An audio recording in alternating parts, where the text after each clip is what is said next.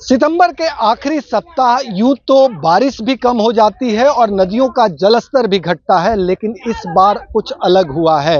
नेपाल के तराई इलाके में अत्यधिक बारिश होने की वजह से कोसी डैम पर दबाव बढ़ा और कोसी डैम से 58 साल का रिकॉर्ड तोड़ते हुए 6.5 लाख क्यूसेक पानी छोड़ा गया। 6.5 लाख क्यूसेक पानी छोड़ने की वजह से एक साथ 12-13 जिले पूरी तरह से प्रभावित हो गए और उन जिलों में बाढ़ का खतरा मंडराने लगा। साथ ही गंगा का जलस्तर बढ़े होने की वजह से उन छोटी छोटी नदियों का पानी डिस्चार्ज नहीं हो सका। नतीजतन 20 जिले पूरी तरह से प्रभावित हो गए। इसके बाद सरकार की चिंताएं बढ़ी। बिहार के मुख्यमंत्री नीतीश कुमार इस बात को लेकर चिंतित हो गए कि कोसी इलाके को किसी तरह बचाया जा सके। मुख्यमंत्री सचिवालय में एक सेल बनाया गया और आपदा प्रबंधन विभाग, जल संसाधन विभाग और जिला प्रशासन को निर्देश देने और मॉनिटर करने के लिए कुछ अधिकारियों की तैनाती हुई।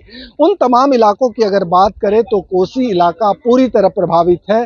गोपालगंज, बेतिया, शिवहर, सीतामढ़ी, मुजफ्फरपुर, मधेपुरा, सुपौल ऐसे जिले पूरी तरह से प्रभावित हैं और लगातार वहां के जिलाधिकारी, एनडीआरएफ और एसडीआरएफ की मदद से लोगों को बाहर निकालकर ऊंचे स्थानों तक पहुंचाया जा रहा है।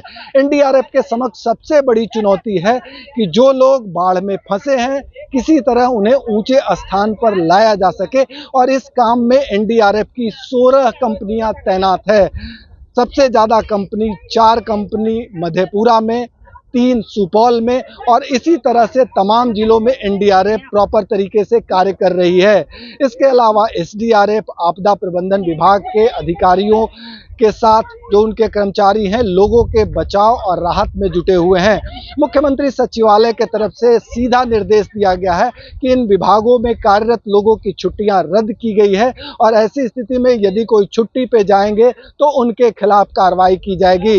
सीएम हाउस प्रॉपर तरीके से मॉनिटर कर रहा है और इसी कड़ी में जल संसाधन विभाग के इंजीनियर के खिलाफ कार्रवाई हुई है और उन्हें निलंबित कर दिया गया है।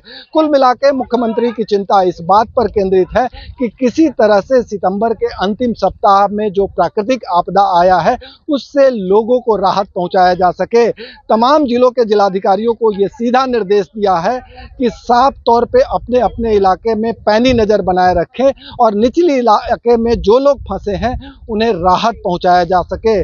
गंगा की अगर हम बात करें तो भागलपुर से लेकर बक्सर तक गंगा के तमाम इलाकों में जो दियर में लोग रहते हैं उन पर भी प्रॉपर नज़र रखी जा रही है और जो लोग निचली इलाके में फंसे हुए हैं उन्हें प्रॉपर तरीके से उचित संसाधन मुहैया करके ऊंचे स्थानों पर ले जाया जा रहा है।